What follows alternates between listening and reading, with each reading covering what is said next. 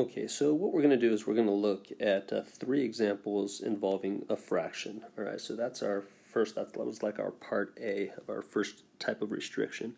So remember what we want to do here for the fraction is we just don't want the denominator to equal 0. All right, so for number 1, that means I don't want x plus 2 to equal 0.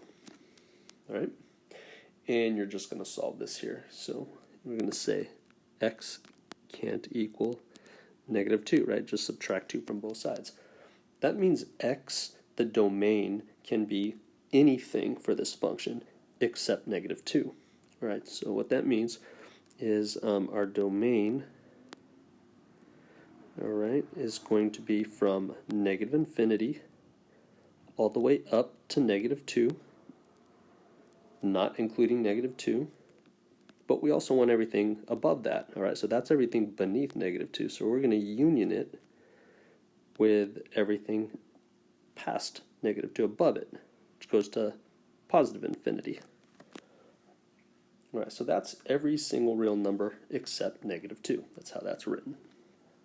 All right, number 2. Same thing, we don't want the denominator to equal 0, so x squared minus 16 should not be 0. So x squared should not be positive 16, right? Adding 16 to both sides. Square root both sides, but since this is a quadratic, right, x should not be plus or minus 4. Don't forget those are 2 values. All right, so our domain for this problem, all right, I want everything, all real numbers, except negative 4 and positive 4.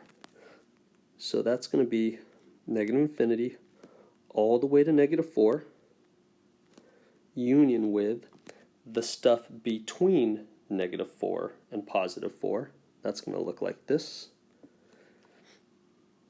You're not including them, that's why we're using parentheses.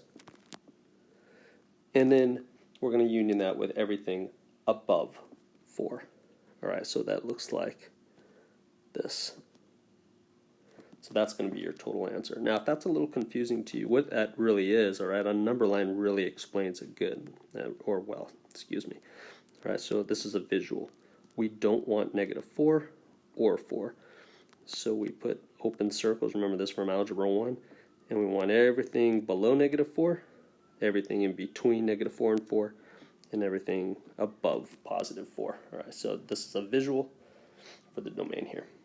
All right, last but not least, we have x squared plus 9 in our denominator for this other fraction. All right, so x squared plus 9 won't be 0 for us. Put the 9 over the other side,